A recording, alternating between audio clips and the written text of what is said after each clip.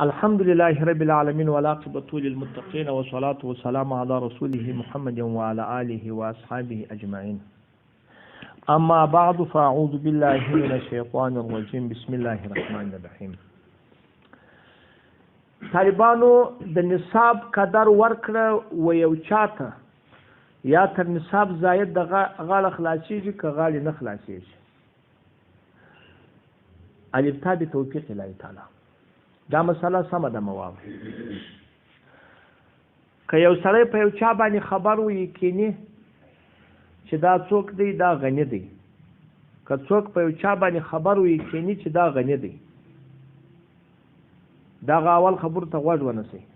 د زکات ورکړي غاړې په اتفاق نه خلاصیږي. دویمه خبره واورئ، هغه سړی په یقیني فقیر دی خو نصاب 50,000 کالداري دی ته فرض که د ورکړې په وار د واره 50,000، د ورکړې وار د واره 60,000، وار د واره ورکړه لک 50,000 یوه پله ورکړله 50,000 بیا ورکړه. دغه مسلې دي کوم خدای سره په خلاص په هغه صورت کې چې 50,000 په یوه پله ورکړله نصاب پرس و هغه نورې نه درلود یوه اعلام نه درلود.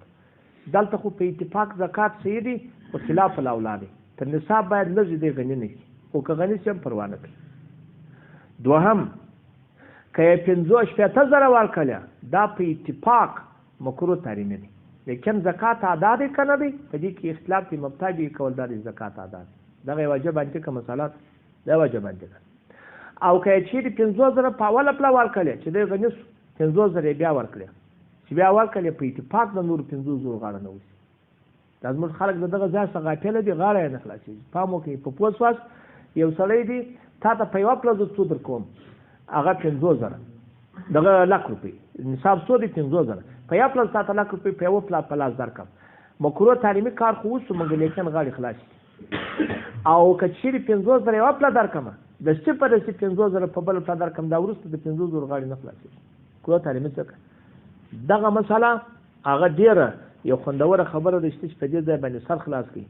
راځه او دغه دا زموږ په نیت امام ظفر رحمت الله علیه د دې خلاف کړی دی، لیکن مبتدی کول دایمه ثلاثه دی. د مختار دوم جلد 4 هدایه جلد اول سنت هم بایرک دوم جلد 315 مینت الخالق پر بایرک دوم جلد 315 فتح القدیر دوم جلد 393 او مجموع الانهور جلد اول 313 او جامع رموز جلد اول 315 او موصای فقه درویشتم جلد 313 هندیه جلد اول 3 او مراقیل فلاح جلد اول هغه ویاویایمه او خلاصة الفتاوا هغه دوم جلد 243.